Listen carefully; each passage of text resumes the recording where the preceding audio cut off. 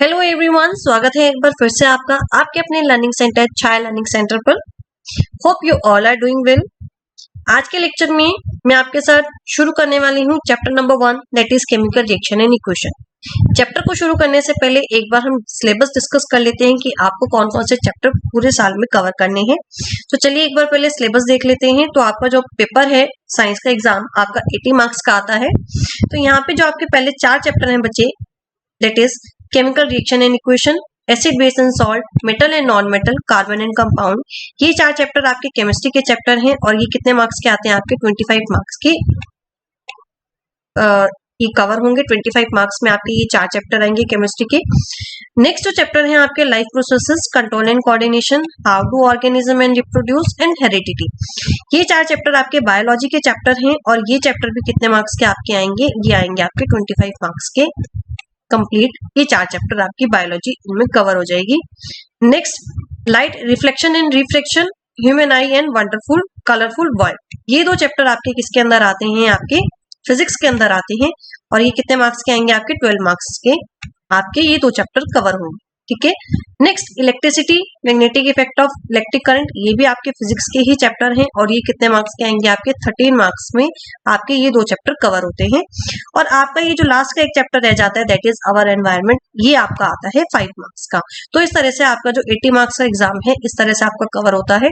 25 marks की chemistry, 25 marks की biology और ये 2 चैप्टर आपके मतलब जो डिस्ट्रीब्यूशन है light and human I 12 marks, electricity and magnetic effect of current ये आपका 13 मार्क्स का और 5 मार्क्स का आपका एनवायरनमेंट। ठीक है। तो इस तरह से ये आपकी मार्किंग स्कीम है, तो इसको आपको ध्यान में रखना है और अपने चैप्टर्स को अच्छे से प्रिपेयर करना है। तो चलिए शुरू करते हैं हम अपना आज का chapter that is chapter number 1 chemical reaction and equation. आज हम इस चैप्टर को कवर करेंगे। तो शुरू करते हैं अपना आज का chapter chemical reaction and equation.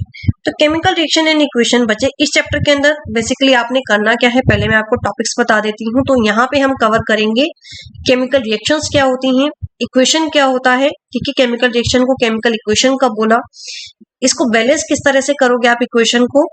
Then आप यहाँ पे डिफरेंट टाइप्स ऑफ रिएक्शन हम डिस्कस करेंगे, oxidation reaction, double displacement reaction, displacement, combination reaction, इस तरह से डिफरेंट रिएक्शन इस चैप्टर के अंदर हमने क्या करनी है, कवर करनी है। तो आज के लेक्चर में मैं आपके साथ डिस्कस करूंगी कि केमिकल रिएक्शन क्या होता है, केमिकल इक्वेशन क्या होता है और इसको बैलेंस किस तरह से करेंगे।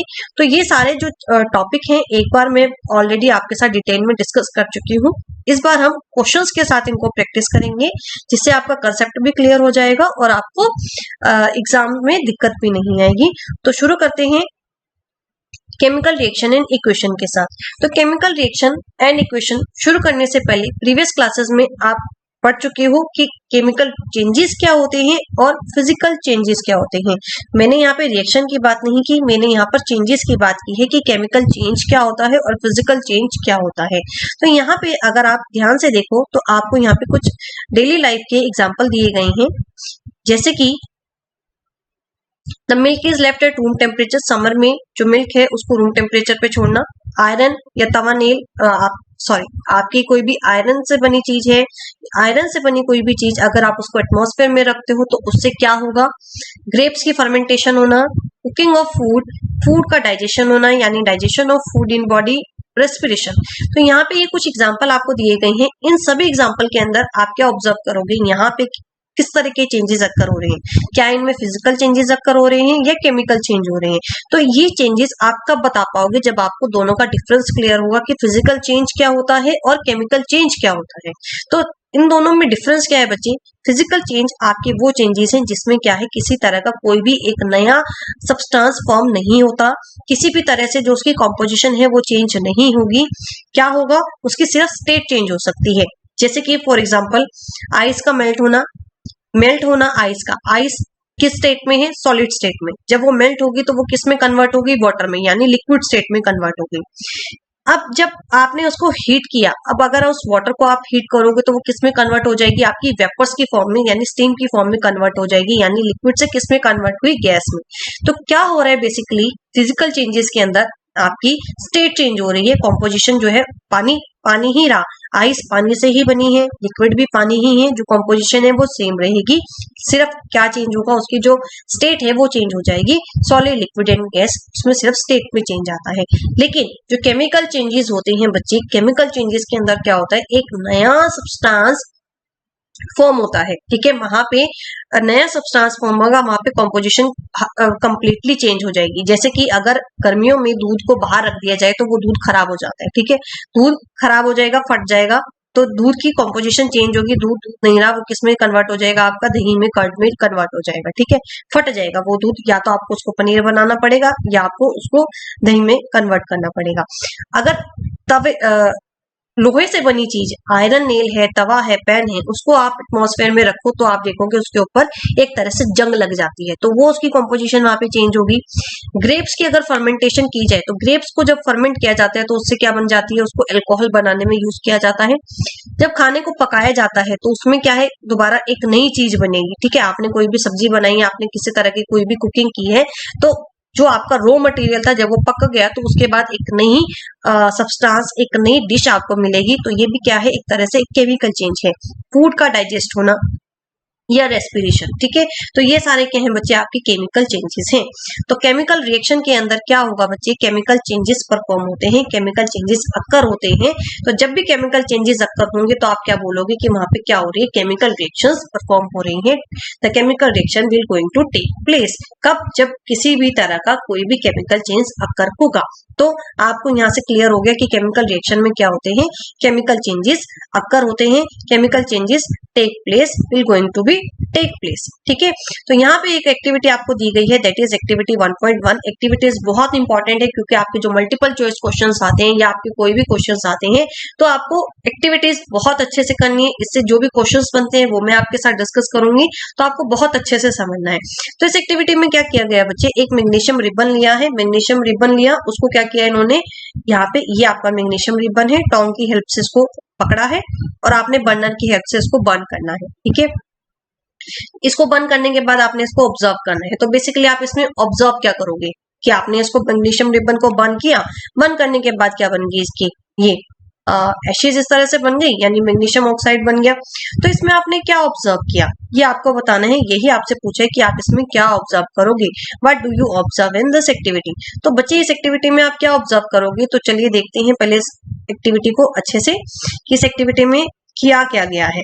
तो यहाँ पे पहले आपको मैग्नीशियम के बारे में, मैग्नीशियम का सिंबल आपको पता होना चाहिए कि मैग्नीशियम का सिंबल क्या होता है। तो मैग्नीशियम का सिंबल क्या है बच्चे, आपका Mg, मैग्नीशियम का सिंबल है आपका Mg, कैपिटल M। ये सब आप 10th क्लास 9th क्लास में कर चुके हो, तो आपको यहाँ पे सिंबल पता होना चाहिए। मैग्नीशियम का सिंबल है Mg। तो यहाँ पे क्या किया इस एक्टिविटी में, जब आपने मैग्नीशियम रिबन को बर्न किया, ठीक है, तो ये किस में कन्वर्ट हो गया, एक व्हाइट पाउडर की फॉर्म में कन्वर्ट हो गया, यानी कि एक रिबन था, एक सॉलिड उसमें था रिबन, और किस में कन्वर्ट हो गया, पाउडर के फॉर्म में। तो एक चीज, कौन सा चेंज अक्कर हुआ, फिजिकल या केमिकल, तो यहाँ पे कौन सा चेंज अक्कर हुआ, केमिकल चेंज अक्कर हुआ। अब यहाँ पे ये जो आपको व्हाइट पाउडर मिला है, ये व्हाइट पाउडर क्या है, इसका नाम क्या है, इसका नेम आपको पता होना चाहिए। तो इसका नेम क्या है आपका, मैग्नीशियम ऑक्साइड। तो magnesium oxide MgO, magnesium oxide MgO, okay. तो ये क्या है, MgO, Mg था यानी मैग्नीशियम था, आपने इसको बर्न किया, बर्न करने पे क्या बन गया, ये व्हाइट पाउडर बना, इसका नाम क्या है, मैग्नीशियम ऑक्साइड MgO। किस तरह का रिएक्शन अक्कर हुआ यहाँ पे, एक केमिकल चेंज अक्कर हुआ, फिजिकल चेंज नहीं है, एक केमिकल चेंज यहाँ पे अक्कर हुआ। और ये किस वजह से बना है, क्योंकि आपको पता है जब भी किसी चीज को आप बर्न करोगे तो वहां पे क्या प्रेजेंस होनी चाहिए, ऑक्सीजन होनी चाहिए। तो क्या रिएक्शन बनी यहाँ पे, मैग्नीशियम, अभी मैं यहाँ पे पूरा लिखूंगी, सिंबल नहीं लिखूंगी। तो मैग्नीशियम प्लस ऑक्सीजन, ऑक्सीजन है वहां पर तभी रिएक्शन अक्कर हुई है। तो यहाँ पे क्या मिलेगा आपको, मैग्नीशियम ऑक्साइड, मैग्नीशियम, इसको पूरा लिखेंगे यहाँ पे भी, मैग्नीशियम ऑक्साइड। तो यहाँ पे रिएक्शन हुई है मैग्नीशियम और ऑक्सीजन की, तो उससे क्या बना आपका, मैग्नीशियम ऑक्साइड। तो यहाँ पे आपको क्या पता चला कि यहाँ पे रिएक्शन हुई, केमिकल चेंज, और क्या बना, एक व्हाइट कलर का पाउडर जो क्या है आपका, मैग्नीशियम ऑक्साइड। तो इसको सिंबल के फॉर्म में अगर लिखना है तो मैग्नीशियम को कैसे लिखोगे आप, Mg प्लस ऑक्सीजन के लिए लिखेंगे हम O2 and it will give you GO। ठीक है, अभी इसको मैं बैलेंस नहीं कर रही हूँ, इसको बैलेंस करने का काम अभी हम बाद में सीखेंगे। तो अभी बेसिकली सिर्फ इस तरह से ये रिएक्शन यहाँ पे अकर हुई है, इस तरह से मैग्नीशियम और ऑक्सीजन के बीच में रिएक्शन अकर हुई है और क्या बना आपका मैग्नीशियम ऑक्साइड। तो ये थी आपकी। ओके, सो आई होप आपको ये एक्टिविटी क्लियर होगी। तो एक बार फिर से मैं कंक्लूजन आपको बता देती हूँ। इस एक्टिविटी में आपको पता चला कि एक केमिकल चेंज अकर हो रहा है। केमिकल चेंज का थोड़ा सा आपको कंसेप्ट भी क्लियर होगा कि किस तरह से आपको केमिकल चेंजेस केमिकल रिएक्शन के अंदर परफॉर्म होंगे। ठीक है, तो यहाँ पे intense light and heat produce होगी, व्हाइट कलर की फ्लेम प्रोड्यूस होगी और जो व्हाइट कलर का पाउडर यहाँ पे कलेक्ट हुआ वो क्या है आपका मैग्नीशियम ऑक्साइड। तो ये थी आपकी एक्टिविटी 1.1। तो आज के लिए इतना ही, कल फिर मिलेंगे एक नए टॉपिक के साथ। तब तक के लिए बाय बाय।